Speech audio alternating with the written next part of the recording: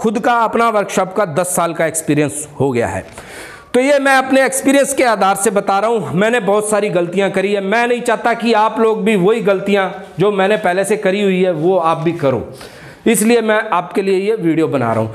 Customer आपके पास क्यों आए? आप तो नए हो मार्केट में, आप पे भरोसा कैसे करें? आपसे पहले बहुत सारे और लोग भी हैं जिनके पास काम ये चल रहा है, तो कस्टमर आपके पास कैसे आएगा? लोगों के घरों में जाके जो काम करते हैं वो इसके बगैर पॉसिबल नहीं है। तो दोस्तों, इसके बाद अगर आप एक मशीन से भी स्टार्ट करना चाहते हैं तो कोई भी एक छोटी मशीन आप खरीद सकते हैं। 5 से 7 हज़ार रुपए की रेंज में मशीन आ जाती है। जब आपका काम बड़ा हो जाएगा तब आप एक मशीन और खरीद लेना, बड़ी वाली, जिससे कि आपको आपने 4 घंटे काम कर लिया, 4 घंटे खाली बैठ गए। ऐसी वर्कशॉप पे आप जल्दी काम नहीं सीख पाएंगे। आपको ऐसी वर्कशॉप ज्वाइन करनी है दोस्तों। अगर आप फैब्रिकेशन का कारोबार स्टार्ट करना चाहते हैं, वेल्डिंग का धंधा शुरू करना चाहते हैं, तो ये वीडियो बिल्कुल सही आप पहुंचे हैं देखने के लिए। इस वीडियो में मैं बताऊंगा कि फैब्रिकेशन शुरू करने के लिए, मेटल फैब्रिकेशन स्टार्ट करने के लिए आपको कौन कौन सी मशीनों की जरूरत पड़ेगी, कौन सी मशीन कितने रुपए की आएगी और कौन सी मशीन से क्या काम होता है। तो मैंने 5 पार्ट में इसको डिवाइड किया है। सभी पार्ट एक एक करके मैं आपको बताऊंगा। सबसे पहले फैब्रिकेशन मशीनों के बारे में पहला, और सेकंड नंबर पे काम वर्क हम कहाँ पे सीखेंगे, फैब्रिकेशन का धंधा हम कहाँ से और कैसे सीखेंगे, क्या वीडियो देख देख के सीख जाएंगे, तो इस बारे में बात करेंगे। ये 2 नंबर है। 3 नंबर पे मैं आपको बताऊंगा कस्टमर कहाँ से आएगा, कस्टमर पैसा कैसे देगा, कैसे काम करेंगे, ये क्या सीन है, तो इसके बारे में बात करेंगे दोस्तों। 4 नंबर पे आपको मैं बताऊंगा रॉ मटेरियल कहाँ से लाना है, क्या भाव आता है, आपको क्या रेट में सेल करना है और इसमें कितना बेनिफिट हो जाता है, मतलब हमारा प्रॉफिट कितना है। 5 नंबर पे दोस्तों मैं आपको बताऊंगा बिजली कनेक्शन, बिजली का कनेक्शन जो हमारी वर्कशॉप का होता है वो कैसे और कैसे लगता है और उसमें कितने रुपए खर्चा होता है, कौन सा मीटर लगवाना है, कितने किलोवाट का आपको कनेक्शन लेना है। तो दोस्तों एक एक करके सभी पार्ट पे बात करेंगे। तो दोस्तों स्टार्ट करते हैं। मेरा नाम है मौली सिंह, आप देख रहे हैं SS fibre glass and fabrication works. तो दोस्तों अगर आप कोई जरूरी काम कर रहे हैं तो पहले अपना काम निपटा लें, उसके बाद ये वीडियो देख लेना, तभी पूरी कहानी समझ में आएगी। ऐसे में कोई फायदा नहीं है, आधी अधूरी जानकारी किसी काम की नहीं। अगर बीच में वीडियो छोड़ के जाएंगे तो कोई मतलब नहीं बनता वीडियो देखने का। या तो पहले अपना काम निपटा लें तब वीडियो देखें, या तो पहले वीडियो देख लें उसके बाद काम कर लेना। तो शुरू करते हैं दोस्तों। तो सबसे पहले मैं आपको मशीनों के बारे में बताऊंगा। वेल्डिंग मशीन के बारे में बताता हूं, जो कि ये हमारा वेल्डिंग मशीन है। तो इस तरह की बहुत सारी कंपनियों के वेल्डिंग मशीन आते हैं, इससे हम लोहे को लोहे के साथ ज्वाइंट करने में यूज करते हैं। तो ये welding machine fabrication, metal fabrication या तो स्टील फैब्रिकेशन में सबसे ज़्यादा जरूरी मशीन है, जो आपको हर हाल में खरीदना पड़ेगा। हमारे पास बहुत सारी वेल्डिंग मशीन्स हैं, जो कि हमने अलग अलग मशीनें अलग अलग कंपनियों की काफ़ी सारी खरीद रखी हैं। इन सभी मशीनों का मैंने अपने यूट्यूब चैनल पे रिव्यू भी कर रखा है, अगर आप वो देखना चाहें तो जाके देख सकते हैं। ये शक्ति टेक्नोलॉजी है, ये आईबेल की है, ये ईसब इलेक्ट्रिक है। ये मशीन 6,300 रुपये की है, 5,300 रुपये की है, और ये वाली 7,300 रुपये की है। और एक ये मशीन भी है शक्ति टेक्नोलॉजी की, ये 300 एम्पेयर की है। ये वाली जो मशीनें हैं ये मशीनें 220 एम्पेयर है, ये 200 एम्पेयर है, ये 200 एम्पेयर है, और ये 300 एम्पेयर की है। तो ये मशीन आपको सबसे पहले जरूरी है। अगर आप एक मशीन से भी स्टार्ट करना चाहते हैं तो कोई भी एक छोटी मशीन आप खरीद सकते हैं। 5 से 7 हज़ार रुपए की रेंज में मशीन आ जाती है। जब आपका काम बड़ा हो जाएगा तब आप एक मशीन और खरीद लेना, बड़ी वाली, जिससे कि आपको और आसानी हो जाएगी। 2 बंदे अगर आप खुद और एक आपके पास हेल्पर है तो आपको एक ही वेल्डिंग मशीन की जरूरत है। आगे चल के आप एक और वेल्डिंग मशीन खरीद लेना। तो ये तो हो गया दोस्तों वेल्डिंग मशीन का। तो इन सभी मशीनों का मैंने अपने YouTube चैनल पे रिव्यू कर रखा है। देसी मशीन रिव्यू हमारी प्लेलिस्ट है, उसमें जाके आप देख सकते हैं।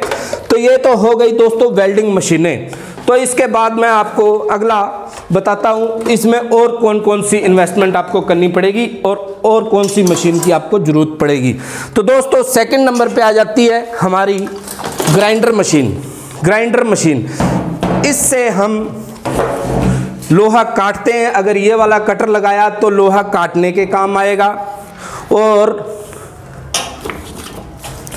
अगर ये सब लगाए तो लोहे को घिसने के काम आएगा। जहां पे ऐसे निशान पड़ जाते हैं लोहे पे, जहाँ पे वेल्डिंग करते हैं उसको घिसना पड़ता है सफाई देने के लिए, तो उसके लिए ये सब काम में आता है।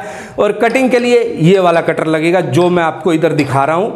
तो दोस्तों ये कटर का हो गया। ग्राइंडर 5 इंच है और इसका प्राइस लगभग 2,500 से 3,000 रुपये में आपको हर तरह के मिल जाते हैं। मैंने काफ़ी सारी मशीनों का, इनका ग्राइंडर्स का 4 इंच का 5 इंच का रिव्यू किया है, वो भी आप जाके प्लेलिस्ट में देसी मशीन रिव्यू में देख सकते हैं।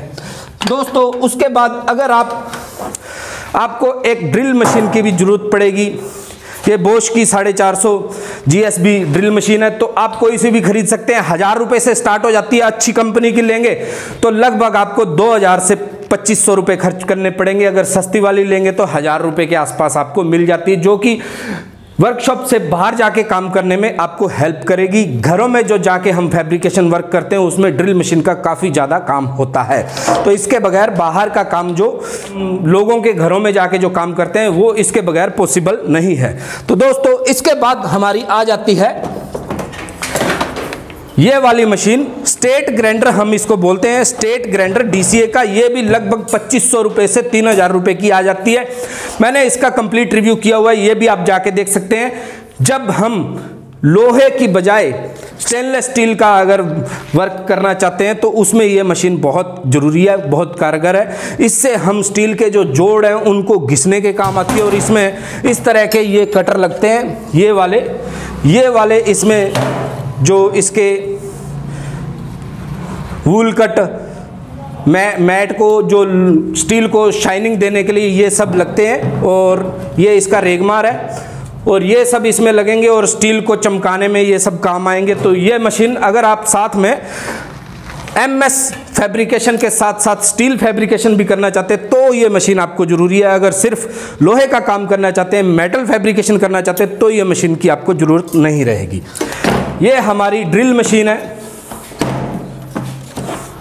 इसमें काफ़ी सारे टूल्स आते हैं, तो ये भी आप खरीद सकते हैं अगर आपको ज़रूरत है इसकी। तो इसकी भी आपको ज़रूरत पड़ेगी क्योंकि इसके साथ ड्रिल बिट वगैरह आती हैं, काफ़ी सारी हथौड़ी इसके अंदर है और भी बहुत सारा सामान है। तो इसका भी मैंने कंप्लीट रिव्यू किया हुआ है, ये भी आप जाके देख सकते हैं। बोश की है, ये लगभग 3,500 रुपये की अमेजन पे मिल जाती है। और इसके बाद दोस्तों हमारी ये वाली हमर ड्रिल मशीन, जब हम किसी के यहाँ पे रूफ शेड लगाने जाते हैं, शेड का काम करते हैं या घर के अंदर जाके कुछ भी काम वाम करना है, फर्श के अंदर होल डालना है, लेंटर में होल डालना है, ऊपर छत में होल डालना है, तो वो हमारी छोटी वाली इम्पैक्ट ड्रिल से पॉसिबल नहीं होगा। उसके लिए हमें एक हमर ड्रिल चाहिए, जो कि हमारे पास ये हमर ड्रिल है हाईमैक्स की। ये लगभग 3,000 रुपये की, 2,500 से 3,000 रुपये की आ जाती है। 800 850 वाट की ये मशीन है और इसके साथ ये होते हैं ड्रिल बिट। ये ड्रिल बिट है जो कि छतों में, दीवारों में, लेंटर में, RCC में, बीम के अंदर होल डालने के लिए काम आते हैं और ये काफ़ी महंगे आते हैं। ये लगभग ये वाला 300 रुपये का और ये वाला 500 रुपये का है, तो ये भी आपको खरीदने पड़ेंगे। लगभग मशीन आपकी 2,500 से 3,000 रुपये की आ जाएगी। 1,000 रुपये के ड्रिल बिट्स आपको इसके साथ लगाने पड़ेंगे। इससे आप हर तरह के घर के अंदर या बाहर का जो वर्क होता है, शेड वर्क होता है, उसमें छतों में इधर उधर सब जगह होल डालने में पॉसिबल हो जाएंगे। अगर सिर्फ दीवार में होल डालना हो फिर तो आपकी इम्पैक्ट ड्रिल ही काम कर सकती है, ये वाली। अगर आपको सिर्फ ये ऐसी दीवारों में होल डालना है वो इससे भी हो जाएगा, लेकिन अगर आपको कुछ RCC के अंदर होल डालना है तो हमर ड्रिल का यूज करना पड़ेगा, तो उसके लिए हमर ड्रिल जरूरी है। और इसके साथ साथ दोस्तों आपको एक इस तरह का एक्सटेंशन बोर्ड भी बनाना पड़ेगा और इसमें मैंने 4 mm की वायर लगा रखी है, काफ़ी मोटी वायर लगा रखी है। इस पर हम एक साथ 2 वेल्डिंग मशीन भी चला सकते हैं। ये वायर मैंने लगभग 60 फीट लंबी रखी हुई है, तो इसका खर्च लगभग 1,000 रुपये आएगा। ये भी बहुत ज़रूरी है। अगर आप अपनी वर्कशॉप से बाहर जाके काम करना चाहते हैं तो ये एक्सटेंशन बोर्ड आपको ज़रूरत पड़ेगी, अगर आप शेड वर्क, फाइबर शेड और प्रोफाइल शेड वगैरह करना चाहते हैं तो। अब इसके बाद दोस्तों आ जाता है छोटा मोटा सब टूल्स, तो ये सब में चक्कर में हम पढ़ेंगे नहीं और छोटी छोटी इसके बारे में मोटी मोटी जानकारी मैं आपको दे देता हूँ कि ये दोस्तों हथौड़ी है, इसको हम राइट एंगल बोलते हैं, गुणियाँ, ये कैंची है और ये पाना है, ये ये फिर से कैंची है शीट काटने के लिए, मेटल शीट कटिंग करने के लिए या तो फाइबर शीट कटिंग करने के लिए, और फिर से एक हथौड़ी। तो दोस्तों ऐसे छोटे छोटे काफ़ी सारे टूल्स हैं, इसके बारे में बहुत डिटेल में नहीं जाएंगे, नहीं तो वीडियो बहुत लंबा हो जाएगा। और ये लगभग आपका 3000 रुपये की 2-3 हथौड़ियाँ, एक बड़ा हथौड़ा, ये सब आ जाएगा 2 से 3000 रुपये। सारे प्राइस नोट कर लें दोस्तों। ये सब के बाद आपको चाहिए एक फिक्स टेबल ड्रिल मशीन, शायद इसको बोलते हैं।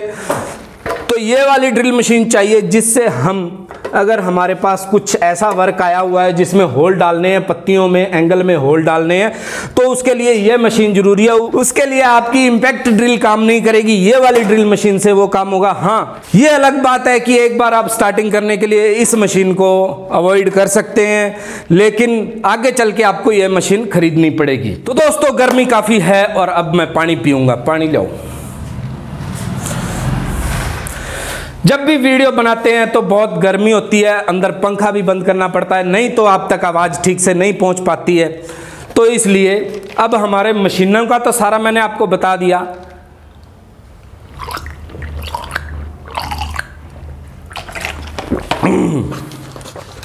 मशीनें और भी हैं, लेकिन ये जितनी मैंने आपको बताई है, अभी एक ही मशीन लास्ट में बची है, उसके बारे में मैं आपको और बता देता हूँ। तो ये है हमारी 14 इंच कटर मशीन, जो कि हमने 10 साल पहले बनी बनाई खरीदी थी। आज के ज़माने में इसका जो प्राइस है, अगर आज की बात करी जाए तो ये मशीन लगभग आपने बहुत सारी वीडियो में ये मशीन देखी होगी, मेरी वीडियो में। तो ये मशीन 10 साल पहले हमने ख़रीदी थी और इसकी मोटर हमने अलग से ख़रीदी थी। ये तब हमें लगभग 16,000 रुपये की पड़ी थी 10 साल पहले।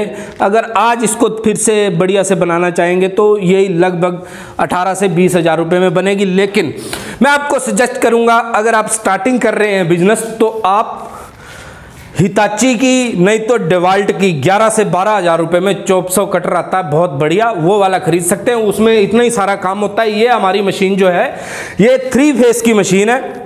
इसमें 3 वायर आप देख सकते हैं मोटर में लगी हुई है, तो इसमें 3 करंट देने पड़ते हैं 3 फेस के। क्योंकि हमारा कनेक्शन 3 फेस का है, इसलिए हमने जो मोटरें हैं 3 फेस की लगा रखी है।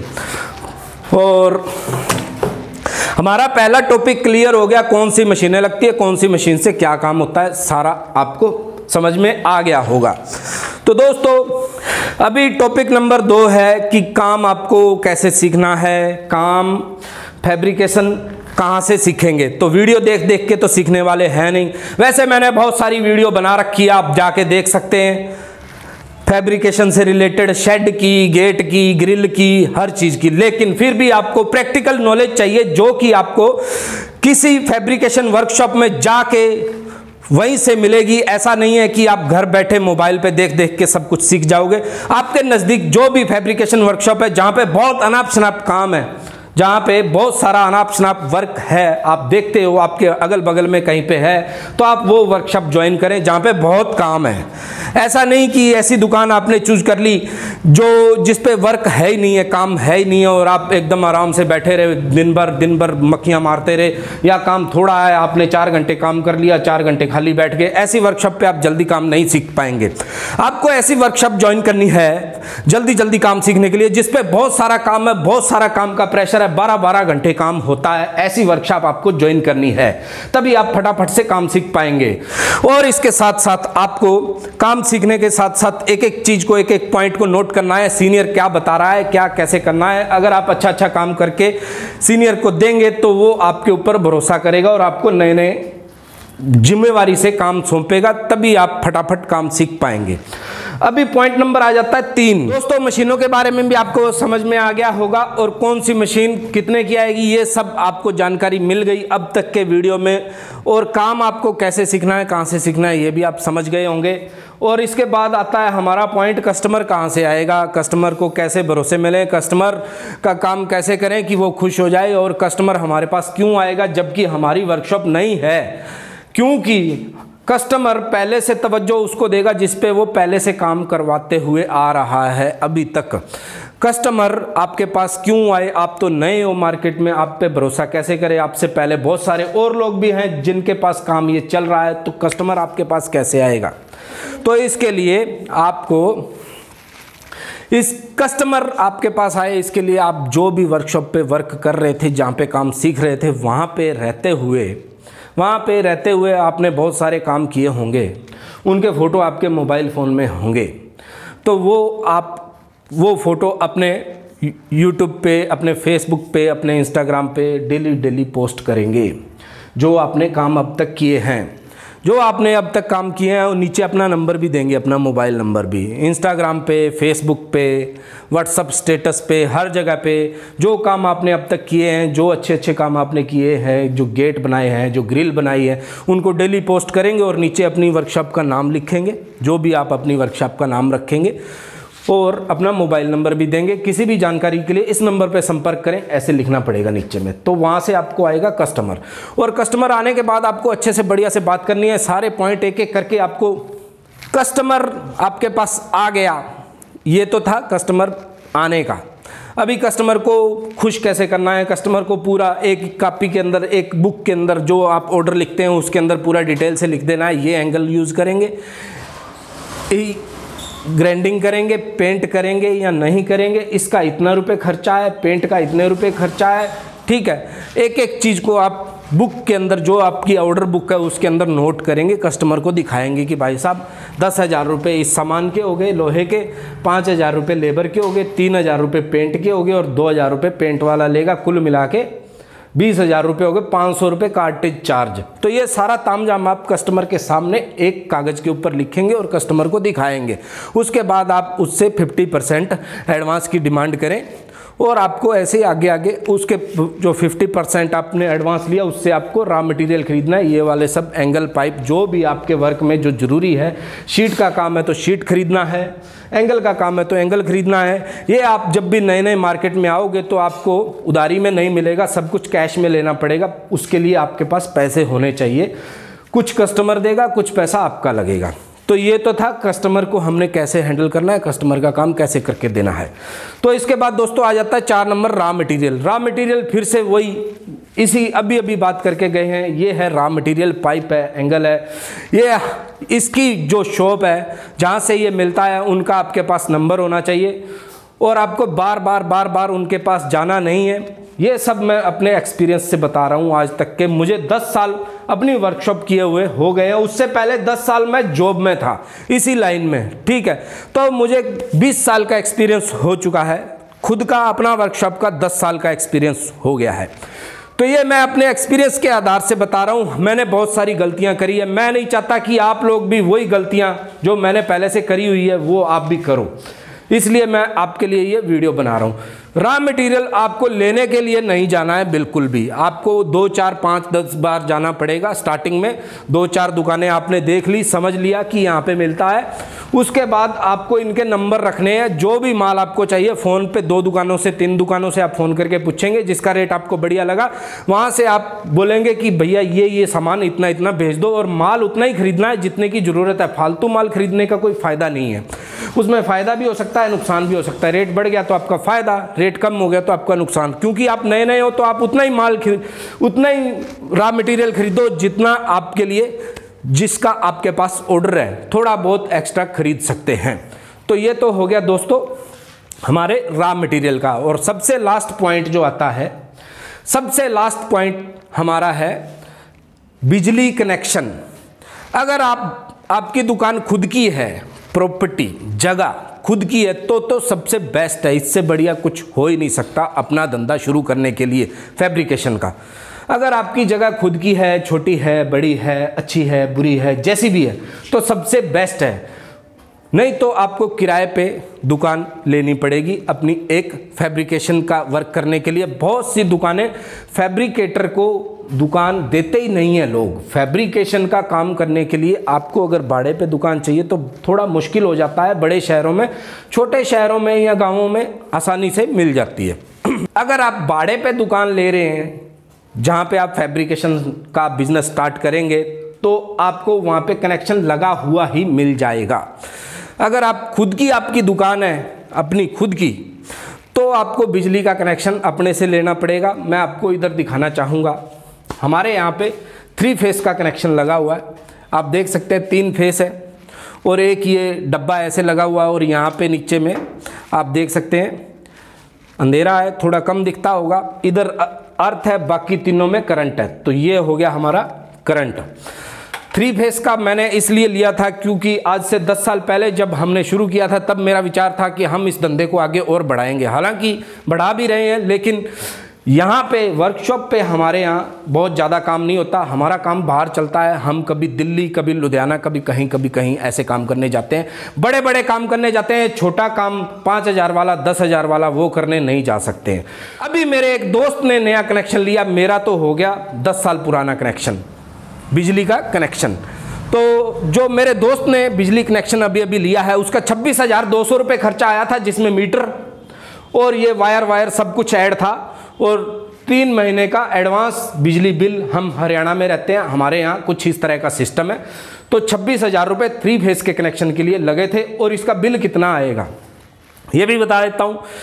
हमारा बिजली बिल जो है हमारी वर्कशॉप का 8 किलोवाट का कनेक्शन है। हम ये फोल्डिंग लैडर बनाते हैं, शेड बनाते हैं, कुछ काम यहाँ पे करते हैं, गेट बनाते हैं, ग्रिल बनाते हैं। रेगुलर वर्क में 2, तो एक मेरे पास हेल्पर है, एक मेरा कारीगर है, एक मैं हूं। हम 3 लोग हैं। तो हम जितना काम यहाँ पे कर पाते हैं 2 से 3,000 रुपये हमारा बिल आता है बिजली का। जैसे अभी कोरोना काल चल रहा है तो अभी तो काम बंद है, तो काम नहीं भी करेंगे तो भी 1600 से 1800 रुपये बिल आना ही आना है। 1600 रुपये से 1800 रुपये का बिल। अभी वर्कशॉप बंद पड़ी है लगभग 20 दिन से, फिर भी आपका हमारा 1600 से 1800 रुपये बिल आएगा ही आएगा। अगर हम काम करें तो ठीक है, नहीं करें तो ठीक है।